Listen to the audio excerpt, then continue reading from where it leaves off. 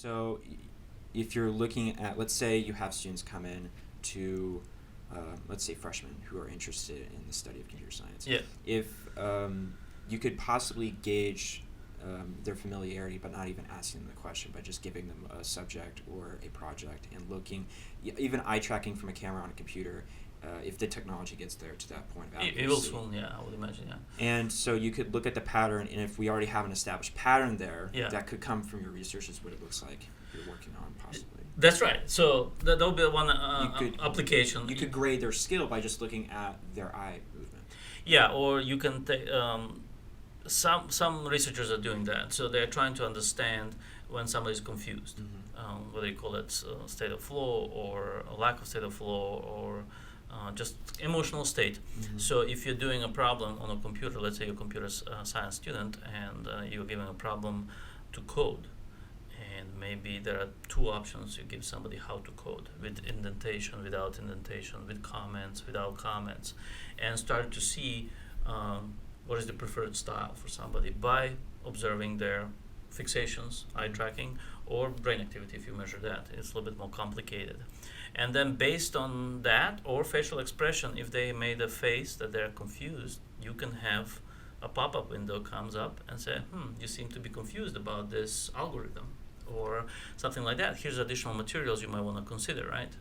So it creates a little bit more that frictionless, educational environment, and you can apply it to so many areas.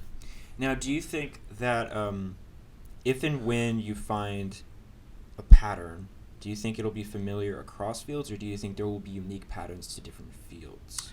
Yeah, so that's you're talking about this generalizability of your knowledge, and while everybody's hoping to find a generic one that applies to everywhere, often it's a mix of both. Right. So you have to be very careful how you design your study and see.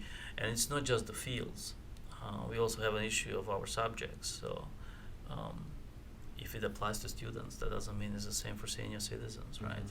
So I have to be very careful to advertise any new findings that are generic. But the more you go into the physiological response, I think the easier it becomes to claim that, because we are capturing some subconscious things that have developed evolutionary, not just in your lifespan, right? So when somebody gets excited, the GSR picks it up regardless of your age, right? So there are some universal things, but how, the level, under which conditions, you have to be careful. Yeah. Okay. Well, everything you just said is very fascinating, and I'm happy to let everybody know about your research going on right now and what's going forward. Is there anything else you'd like to let the people know that's going on with your life and the research that's going on? Anything?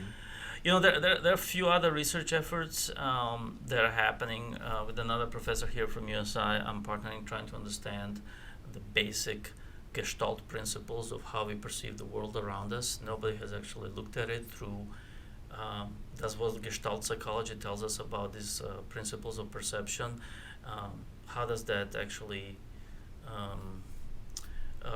is that visible through our attention, through eye tracker and where people are looking? So I think that's a very basic research. So we collect a lot of data, and again, we are analyzing the results. I'm working also with some faculty in nursing and health sciences, trying to understand how to improve healthcare for dementia patients. We're hoping to do a study where we're going to put glasses on dementia patients as they are being treated by caregivers, and see if certain treatments are working better than others. So that has a really exciting social impact.